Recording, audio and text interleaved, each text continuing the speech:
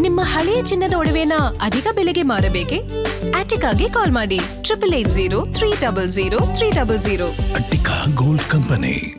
ನೀವು ಹೇಳ್ತಾ ಇದ್ರಿ ಪಾಪ ನಿಮ್ಮ ಸಮುದಾಯದ ನಾಯಕರಿಗೆ ಸಚಿವ ಸ್ಥಾನ ಕೊಡ್ತಾ ಇಲ್ಲ, ಎಲೆಕ್ಷನ್ಗೆ ಹೋಗುವಾಗ ಒಂದು, ಎಲೆಕ್ಷನ್ ಆದಮೇಲೆ ಒಂದು, ಅಧಿಕಾರ ಸಿಕ್ಕಾಗ ಮತ್ತೊಂದು, ಕಾಂಗ್ರೆಸ್ನ ಭರಸೆ ಆಗಿ ಹೋಗಿದೆ ಅಂತ.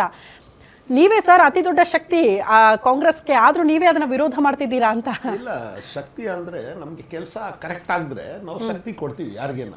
ಇದು ಕೆಲಸ ಮಾತ್ರ ಇವ್ರು ಕರೆಕ್ಟ್ ಮಾಡ್ತಲ್ಲ. ನೋಡಿ, ನಿನ್ನೆ ನಾವು ಜೈ ಹಿಂದ್ ಕರ್ನಾಟಕ ಸಂಘಟನೆಯಲ್ಲಿ ಇರ್ತೀವಿ, ನಾವು ಅಲ್ಲಿ ಓಡಾಡ್ತಾ ಇದ್ವಿ. ಒಂದು RTO ನಲ್ಲಿ ಹೋಗಿದ್ರೆ ಮಹಿಳೆಯರು 70,000 ಮಹಿಳೆಯರಿದ್ದಾರೆ. ಅವ್ರಿಗೆ ಟ್ರಾನ್ಸ್ಫರ್ ಮಾಡೋಕ್ಕೆ DL ಬೇಕಂತೆ. ಒಬ್ರು ಮಹಿಳೆಯರ ಹತ್ರ ಮನೆಯಲ್ಲಿ ಇರ್ತಾರೆ, ಆ ಮಹಿಳೆಯರ ಹತ್ರ DL ಇರೋದಿಲ್ಲ, ಏನೋ ಅವರು ತಗೊಂಡಿರ್ತಾರೆ, ವೆಹಿಕಲ್, ಆಟೋ ರಿಕ್ಷಾ ವೆಹಿಕಲ್ ತಗೊಂಡಿರ್ತಾರೆ. ಅದಕ್ಕೆ ಟ್ರಾನ್ಸ್ಫರ್ ಮಾಡೋಕ್ಕೆ ಇವ್ರು ಕಾಂಗ್ರೆಸ್ ಸರ್ಕಾರ ಏನು ಹೇಳ್ತಾರೆ ಅಂದರೆ, ಲೈಸೆನ್ಸ್, ಗಾಡಿ ಓಡಿಸೋಕ್ಕೆ ಲೈಸೆನ್ಸ್ ಬೇಕು. ಯಾವುದು ಲೇಡೀಸ್ ಎಷ್ಟು ಜನ ಇದ್ದಾರಲ್ಲ, ಇಂಥ ಕಾನೂನು ಮಾಡ್ತಾ ಇದೆ. ಅದಕ್ಕೆ ನಾವು ಸಂಘಟನೆ ಅವರು ಹೋಗಿ ಮಾತಾಡ್ರೆ ಅವ್ರು ನಮ್ಗೆ ಏನು ಒಳಗಡೆ ಹಾಕ್ತಾರೆ. ಇಷ್ಟೇ ನಮ್ಮದು ಪ್ರಶ್ನೆ ಮೇಡಮ್. ಈ ಮಹಿಳೆಯರು ಗಾಡಿ ಓಡಿಸೋಕ್ಕೆ ಲೈಸೆನ್ಸ್ ಬೇಕು. ಈ ಮಹಿಳೆಯರು 70,000ನಿಂದ 80,000 ಇದೆ, ಅದು ಟ್ರಾನ್ಸ್ಫರ್ ಮಾಡ್ತಾ ಇಲ್ಲ RTOನಲ್ಲಿ. ನಾವು ಏನೇನೋ ಮಾತಾಡಿದ್ರೆ ಅವ್ರ ಹತ್ರ ಏನು ಮಾಡ್ತಾರೆ ಹೇಳಿ, ಒಳಗಡೆ ಹಾಕ್ತಾರೆ. ಈ ಥರ ನಿಮ್ಮದು ಏನಿದೆ ಹಕ್ಕು ನಮ್ಮದು ಕೇಳಿದ್ರೆ ಇಲ್ಲಿ ಹಕ್ಕು ಕೇಳೋಕ್ಕೆ ಇಲ್ಲ, ಹಂಗೆ ಪರಿಸ್ಥಿತಿ ಆಗಿದೆ. ಅದಕ್ಕೆ ಅವರು ಇವಾಗ ಬಂದಿದ್ದಾರೆ, ಬಂದ್ಬಿಟ್ಟು ಏನೇನೋ ಮಾತಾಡ್ತಾ ಇದ್ದಾರೆ, ಅದು ನಮಗೆ ಸರಿಯಾಗಿ ಕಾಣಿಸ್ತಾ ಇಲ್ಲ. ನಾವು ಹೋರಾಟಗಾರಿದ್ದೀವಿ, ನಾವು ಮಾಡ್ತೀವಿ. ಏನನ್ನ ಆಗದೆ ಅವ್ರು ಏನು ಮಾಡ್ತಾರೆ ಹೇಳಿ ಒಳಗಡೆ ಹಾಕ್ತಾರೆ. ನಿಮಗೆ ಇಷ್ಟೋ ಬೇಕಂದರೆ ನೀವು ಏನು ಮಾಡಿ, ಒಂದು ಕಾನೂನು ನೀವು ಮಾಡಿ, ಇಂಥ ರಿಜಿಸ್ಟ್ರೇಷನ್ ಬೇಕು, ಹಿಂಗೆ ಬೇಕು ಅಂತ ಅದು ಮಾಡಿ. ನಮ್ಮ ವಿಧಾನಸೌಧ ಇದೆ, ನಿಮ್ಮದು ಸರ್ಕಾರ ಇದೆ, ಮಾಡಿ. ಆ ಅಡಿನಲ್ಲಿ ನಮಗೆ ಕೆಲಸ ಕೊಡಿ, ನಾವು ಮಾಡ್ತೀವಿ. ಇದು ಮಹಿಳೆಯರದು ಏನಿದೆ, 80,000 ಮಹಿಳೆಯರಿದ್ದಾರೆ ಬೆಂಗಳೂರಿನಲ್ಲಿ. ಅದು ಒಂದು ಫಸ್ಟು ಪರಿಹಾರ ನಮಗೆ ಕೊಡಿ. ಈ ಪರಿಹಾರ ಕೊಡ್ತಾ ಇಲ್ಲ. ಇರುವ ಸಮಸ್ಯೆ ಬಗ್ಗೆ ಸ್ವಲ್ಪ ಗಮನ ಕೊಡಿ ಅಂತ ಅವ್ರು ಕೇಳ್ತಾ ಇರೋದು. ನೀವು ಭರವಸೆ ಕೊಟ್ಟಿದ್ರೆ ಆ ಭರವಸೆನೂ ಈಡೇರಿಸೋದ್ರಲ್ಲಿ ವಿಫಲ ಆಗಿ ಹೋಗ್ತೀರಿ ಅಂತ. ವಿಠಲ್ ಶೆಟ್ಟಿ ಸರ್, ಈಗ ಬ್ಯಾನ್ ಮಾಡ್ಬಿಡ್ತೀವಿ ಅಂತ ಹೋದ್ರಿ, ಸರ್ಕಾರಿ ಜಾಗಗಳಲ್ಲಿ RSS ಚಟುವಟಿಕೆ ಮಾಡಲ್ಲ ಅನ್ನೋದನ್ನ ನಿಷೇಧ ಮಾಡೋದಕ್ಕೆ ಮುಂದಾದ್ರಿ, ಹೈಕೋರ್ಟೇ ಅದಕ್ಕೆ ತಡೆ ಹೊಡ್ತು. ಅಲ್ಲೂ ಕೂಡ ಚೀಮಾರಿನ ಅಂಥದ್ದೊಂದು ನೀವು ನಿಷೇಧ ಇರೋದಕ್ಕೆ ಮುಂದಾದಾಗ ಕೂಡ ಅದಕ್ಕೆ ಹೈಕೋರ್ಟ್ ಗ್ರೀನ್ ಸಿಗ್ನಲ್ ಕೊಡಲಿಲ್ಲ. ಈಗ ಕಂಪ್ಲೀಟ್ ಆಗಿ ನಾವು RSS ಅನ್ನೇ ಬ್ಯಾನ್ ಮಾಡಿಬಿಡ್ತೀವಿ ಅಂತ ಹೊರಟಿದ್ದೀರಲ್ಲ, ಹೊಸದೊಂದು ಕಾನೂನು ತಂದು ನಾವು ಬ್ಯಾನ್ ಮಾಡ್ತೀವಿ ಅಂತ ಹೊರಟಿದ್ದೀರಲ್ಲ, ಆ ಅಧಿಕಾರ ರಾಜ್ಯ ಸರ್ಕಾರಕ್ಕೆ ಇದೆಯಾ ಅನ್ನೋದು ಪ್ರಶ್ನೆ. ಯಾವುದೇ ಒಂದು ಸಂಸ್ಥೆ ರಿಜಿಸ್ಟರ್ಡ್ ಆಗದೇ ಇದ್ದದ್ದು, ಅವರು ಯಾವುದೇ ಒಂದು ಆಕ್ಟಿವಿಟೀಸ್ ಸಮಾಜಕ್ಕೆ ಘಾತಕ ಆಗುವಂತ ಸರ್ಕಾರಕ್ಕೆ ಅಧಿಕಾರ ಇದೆ. ಇದು ಅಲ್ಲದೆ ಈಗ ಸರ್ಕಾರಕ್ಕಿದೆ, ರಾಜ್ಯ ಸರ್ಕಾರಕ್ಕಿದೆಯಾ ಅಥವಾ ಪ್ರಸ್ತಾವನೆ ಸಲ್ಲಿಸೋಕೆ ಕೇಂದ್ರಕ್ಕೆ ಅಷ್ಟೇ ಅಧಿಕಾರ UAPA ಅಡಿ? ಹೌದು, ಅದರ ಮೊದಲನೇ ಬೇರೆ ಈಗ ನಂಬಿಕೆ ಇದೆಯಾ? ಕೇಂದ್ರ ಸರ್ಕಾರಕ್ಕೆ ರೆಫರ್ ಮಾಡ್ತೀವಪ್ಪ, ನಾವು ಒಂದು ಪ್ರಸ್ತಾವನೆ ಕಳಿಸ್ತೀವಿ, ಕೇಂದ್ರ ಸರ್ಕಾರ ಬ್ಯಾನ್ ಮಾಡ್ಬಿಡುತ್ತೆ RSS ಅಂತ. BJP ಇರುವವರೆಗೆ ಅದು ಸಾಧ್ಯ ಇಲ್ಲ, ಅವರು ಒಪ್ಲಿಕ್ಕಿಲ್ಲ ನಾವು ಹೇಳಿದ ಮಾತು. ಬಿಕಾಸ್ ನಮಗೆ 14ನೇ ಫಿನಾನ್ಸ್ ಕಮಿಷನ್ 16ನೇ ಫಿನಾನ್ಸ್ ಕಮಿಷನ್ ಅಲ್ಲಿ ನಮಗೆ ಬರುವ ಹಣವನ್ನು ಸಹ ಕೊಡ್ತಾ ಇಲ್ಲ.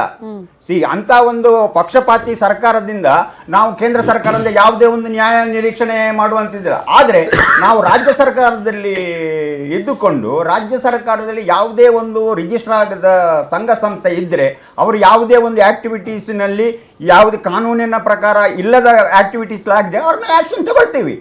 ತಗೊಂಡು ಯಾಕೆ ತಗೊಂಡಿದ್ದೇವೆ ಅಂತ ನಾವು ಕೇಂದ್ರಕ್ಕೆ ಬರೀತೀವಿ. ಕೇಂದ್ರದಿಂದ ನಮಗೆ ನಿರೀಕ್ಷೆ ಇಲ್ಲ. ಯಾಕೆ ಅಂತ ಹೇಳಿದ್ರೆ, ನಮ್ಮ ಈಗ ಕೃಷ್ಣ ಭದ್ರಾ ಇದಕ್ಕೆ ಬಜೆಟ್ ನಲ್ಲಿ 7,000 ಕೋಟಿ ಮಾಡಿದ್ರು. ಪ್ರಶ್ನೆ ಇರೋದು, ನೀವು ಪದೇ ಪದೇ ಹೇಳ್ತಿದ್ದೀರಿ, ಬಟ್ ರಾಜ್ಯಕ್ಕೆ RSS ನಿಂದ ಆಗ್ತಾ ಇರುವ ಮಾರಕ ಏನು, ಅದ್ರ ಬಗ್ಗೆ ಜನಕ್ಕೊಂದು ನೀವು ಹೇಳಬೇಕು. ಪ್ರಿಯಾಂಕ ಖರ್ಗೆ ಅವರು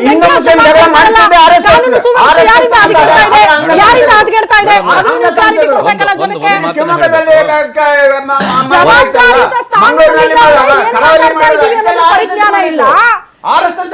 ಅಯ್ಯೋ ಇರಿ ಸರ್, ಅಲ್ಲ, ಜವಾಬ್ದಾರಿತ ಸ್ಥಾನದಲ್ಲಿದ್ದು ಕಾನೂನು ಸುವ್ಯವಸ್ಥೆಯನ್ನ ಕಾಪಾಡಬೇಕಾದವರೇ ಕಾನೂನು ಸುವ್ಯವಸ್ಥೆಯನ್ನ ಹದಗೆಡಿಸೋ ಸ್ಟೇಟ್ಮೆಂಟ್ ಗಳನ್ನ ಕೊಡ್ತಾರೆ. ಅದ್ಯಾವುದು ಮ್ಯಾಟರ್ ಆಗಲ್ಲ. ನೀವು ಕಾನೂನು ಸುವ್ಯವಸ್ಥೆ ಹದಗೆಡಿಸುವ ಸ್ಟೇಟ್ಮೆಂಟ್ ಅಂತ ಯಾವುದೇ ಒಂದು ರಿಜಿಸ್ಟರ್ಡ್ ಆರ್ಗನೈಸೇಷನ್ ಇದ್ರೆ ಅದು ಕಾನೂನು ರೀತಿಯ ಕಾರ್ಯಕ್ರಮ ಮಾಡುವುದರಲ್ಲಿ ಯಾವುದೇ ತೊಂದರೆ ಇಲ್ಲ. ಆದ್ರೆ ಕಾನೂನು ಮೀರಿ ಅವರ ಆಸ್ತಿಯಲ್ಲಿದೆ, ಅವ್ರು ಯಾಕೆ ಇದರಲ್ಲಿ ಆ ಬಿಲ್ಡಿಂಗ್ ನಲ್ಲಿ ಯಾರ ಹೆಸರಿನಲ್ಲಿ ಇದೆ? ಹಿಂದೂ ಮುಸ್ಲಿಂ ಅನ್ನೋ ವಿಷ ಬೀಜ ಬಿತ್ತುತ್ತಾ ಇರೋದು RSS ಒಂದೇನಾ? ಅದೊಂದೇ ಸಂಘ ಪರಿವಾರ ಒಂದೇನಾ? ಬೇರೆ ಯಾರು ಮಾಡ್ತಾ ಇಲ್ವಾ ಕೆಲಸನ ಇಲ್ಲಿ? ಯಾರ್ಯಾರು ಮಾಡ್ತಾರೆ? ರಾಜಕಾರಣಿಗಳೇ ಮಾಡ್ತಿದ್ದಾರೆ, ಪ್ರಭಾವಿಗಳೇ ಮಾಡ್ತಿದ್ದಾರೆ. ಅಯ್ಯೋ ಯಾರ್ಯಾರು ಮಾಡ್ತಾರೆ ಅವರ ಮೇಲೆ action ತಗೊಳ್ತೀವಿ. ಅದನ್ನ ಹೇಳಿ, ಬರೀ RSS ನವರ ಮಾಡ್ತಿದ್ದಾರೆ. RSS ಅತ್ಯಂತ ಹೆಚ್ಚು ಮಾಡ್ತಾ ಇರೋದು RSS. ಓಕೆ, ನಿಮ್ ಪ್ರಕಾರ ಅಲ್ಲ, ಫಸ್ಟ್ ಯಾರು ಮ್ಯಾಕ್ಸಿಮಮ್ ಬರ್ತಾರೆ, 1 by 1 ಕಾಂಗ್ರೆಸ್ಸಿನ ವಕ್ತಾರರ ಸ್ಥಿತಿ ನೋಡಿದ್ರೆ ನನಗೆ ನಗು ಬರುತ್ತೆ. ನೀವು ಅದನ್ನ particular ಆಗಿ mention ಮಾಡ್ಬೇಕಿತ್ತು ಅಂತ. ಹೇಳಿ. ನಾಗೇಂದ್ರ ಸರ್, ಟೈಮ್ ಕೊಟ್ಟಿಲ್ಲ. ಭಾಸ್ಕರನ್ ಸರ್ ಅವ್ರದ್ದು ಮುಗಿದು ಬಿಡ್ಲಿ ನಮ್ಗೆ. ಒಂದ್ ನಿಮಿಷ. 2004ರಿಂದ 2014 ತನಕ United progressive alliance 1 and 2 Manmohan Singh ಅವರು ಪ್ರೈಮ್ ಮಿನಿಸ್ಟರ್ ಆದರೂ 2 ಸಾರಿ ಇವ್ರದ್ದು ಅಧಿಕಾರ ಇತ್ತು. ಆ UPA ಅಂತಿತ್ತಲ್ಲ, ಅದು ಗ್ರೂಪ್ ಆಫ್ ಪೊಲಿಟಿಕಲ್ ಪಾರ್ಟೀಸ್. ಅವರು ವಿರುದ್ಧ ಇದು ಎಲೆಕ್ಷನ್ಗೆ ನಿಂತವ್ರು ಯಾರು? NDA, group of political parties. ಅಂದರೆ UPA ಮತ್ತು NDA ರಿಜಿಸ್ಟರ್ಡ್, ಕೇಳಿ ಇವರನ್ನ, 1 ಗ್ರೂಪ್ ಆಫ್ ಇಂಡಿವಿಜುವಲ್ಸ್ ಅಥವಾ 1 group of political parties coming together does not need A registration.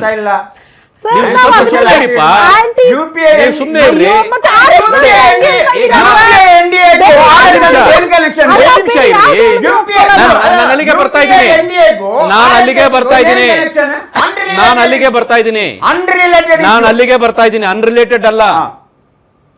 ಈಗ ಹೇಳಿದ್ರು ಎಲೆಕ್ಷನ್ ಕಮಿಷನ್ ಮಾಡ್ಲಿಕ್ಕಿಲ್ಲ. ನೀರು ಕುಡಿತೀರಾ?